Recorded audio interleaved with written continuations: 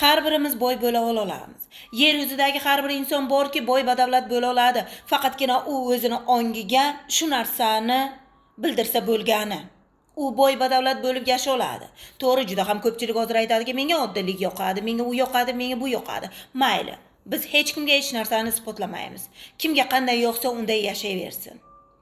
Kim esa boy bo'lishni xohlasa, har kuni uyg'onganida o'ziga o'zi reja qilsin. Bugun nima ishlar qilmoqchiman? Uxlashdan oldin esa men bugun nima ishlar qildim? Qilgan ishlaringizni mana bu ongingizda bitta-bitta o'chirib qo'ya olasiz.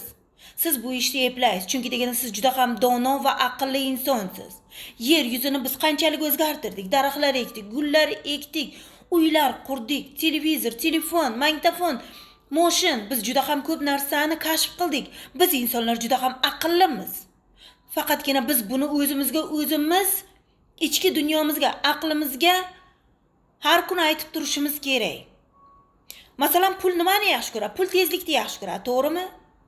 Undan chiqdi siz tez harakat qila olasiz-ku. Boylik nimani yaxshi ko'radi? Vaqtni yaxshi ko'radi. Siz vaqtida uxlab, vaqtida turib, vaqtida ovqatlanib, vaqtida ishlab, hamma narsani vaqtiga qilsangiz bo'ladi-ku. Qashshoqlik esa qat'iyatsizlikdir. Kelinglar, biz shu qashshoqlikni olamiz-da, tokchaga qo'yib qo'yamiz. U bizga kerak yo'q. Shart emas.